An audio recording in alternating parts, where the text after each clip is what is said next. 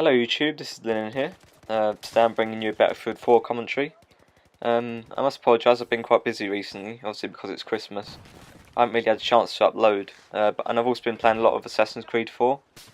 I think that's a really good game. If you can pick it up on next gen or PC, I'd recommend that you do that because it looks amazing. But going on to this game here, I was asked by a subscriber about a week ago to do a tips and tricks series for Battlefield 4. So I thought I'd just start off with something that I'm familiar with. I play quite a lot of Rush, almost exclusively, so I know how that game mode works pretty well. And I thought I'd start off the day by giving some advice about how to attack on Rush. And right here I'm attacking with the Assault Kit, and we're on the map. I can't remember what the map's called. I'll look it up at the end of the game and I'll put it in the description. But it's the one where the storm hits on the Conquest version. You don't really have that problem here. The water level does rise quite a bit though. It's quite a hard map to attack on, so it's really important to stay alive. If you didn't know, on Rush you get 75 tickets for each round of objectives. Basically you have to arm the objective, and then once it goes off you get refunded tickets until the end of the game. So when you, as you can see there, that's on the objectives. We've got it pretty locked down here. So you want to play as a medic really, or it's the assault class. So then when your teammates die, you can revive them, and when that happens you get refunded the ticket, which means obviously once you hit 0 tickets then you lose. So if you can keep the tickets up and then keep pressing forward, eventually you should win. As you can see, I'm just trying to make a nuisance of myself and make sure that the enemy team don't get to its objective before it goes off, and I think we did pretty well there. So in terms of the assault class, all the assault rifles are really good. I think in this game you can use pretty much any gun on the assault class, but I would recommend an assault rifle because it's in the name. But right here I'm using the Ace 23, I think it's called, and it's a really good gun once you put a red dot on a grip in it. But generally all the assault rifles are really good in this game, good all-round weapons, so just find one that you feel comfortable with and then unlock some attachments for it really, because it's a bit of a grind when you first get the gun with no attachments. So in terms of the rest of the class, I like to use impact grenades, because in Rush you need to throw a grenade quickly. Often they'll do a bit of damage and fend off the enemy team. I'm just reviving some people here. Yeah, you just want to keep your teammates alive so that they can keep pressing. Obviously I just revived that guy there, and then another guy spawned on him, so he pressed even further forward, which is what you want to do when you're attacking on Rush.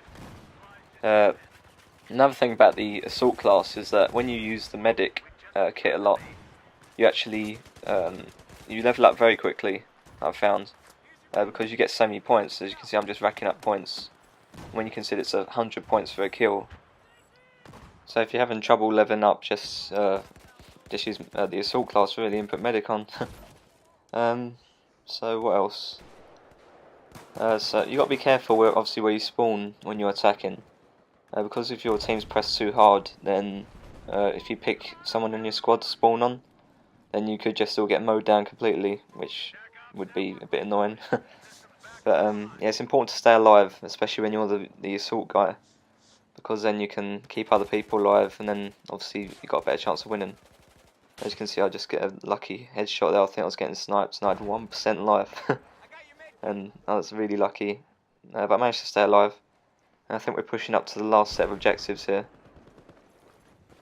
I decided to take it from A because I think A is a bit easy on this map, on the last set. And I tried to revive the teammate here, and I managed to do it. And that obviously helps us push up again. And going for A on the last objective on this map, basically the last two objectives on any map are normally quite hard to get because the other team starts pinning back down, and they want to win as much as you want to win.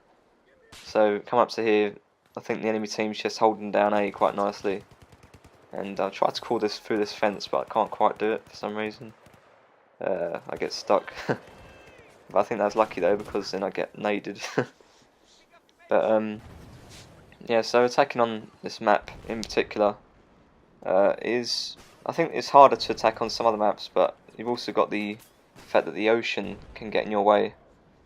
You can get snipes when you're in the ocean quite easy by defenders, so you got to be careful about that. So I think that's roughly about all I can say in general about attacking on rush.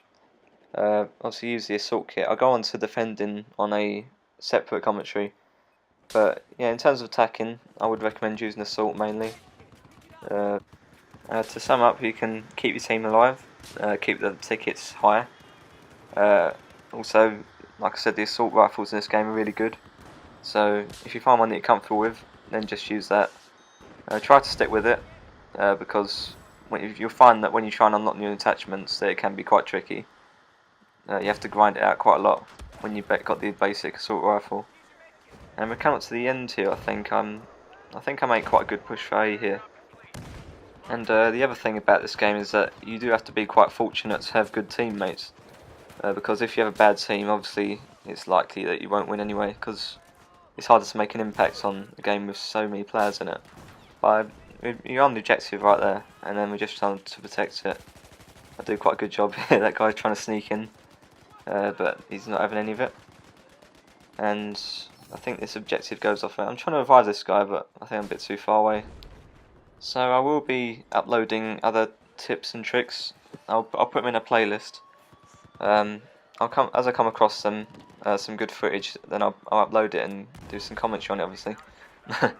But I've been playing quite a bit of Battlefield over the last few years, so I do know pretty much the ins and outs of it.